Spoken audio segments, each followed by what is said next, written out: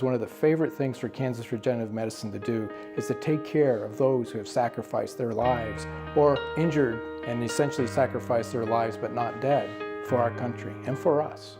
So we give generously to them.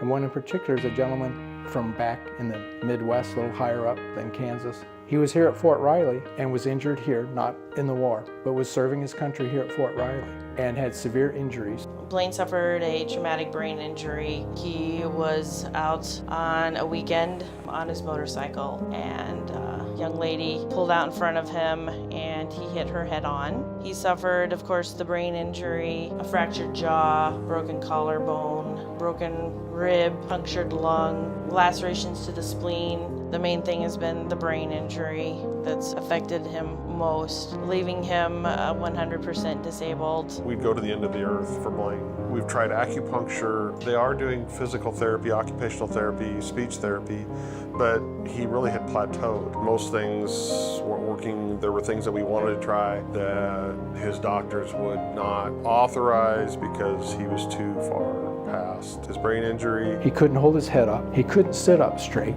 He couldn't use his arms other than to shake your hand. If you put your hand in his, he could hold it a little bit grasp, but he couldn't move his arms and utilize them. He had no use of his legs. They traveled all the way back down here to Manhattan specifically to have stem cells done at Kansas Regenerative Medicine Center just because of the reputation that we started to develop around the country. And ironically, this is actually the exact place that Blaine received his injury, so we have now come full circle. Since we've had the stem cell 6 months ago, there's been so many things, and I'm sure we're forgetting a lot of things. And things like his body temperature regulating were things that we didn't really notice, until we sat down and thought about it. He also is able to feed himself based upon the type of food. If it's something that he can stab with a fork and it stays on the fork because he does have a trimmer in that left hand, he can feed himself, and then he also is able to give himself drinks on his own as well. Without this place, without KRMC, I don't know where we'd be today.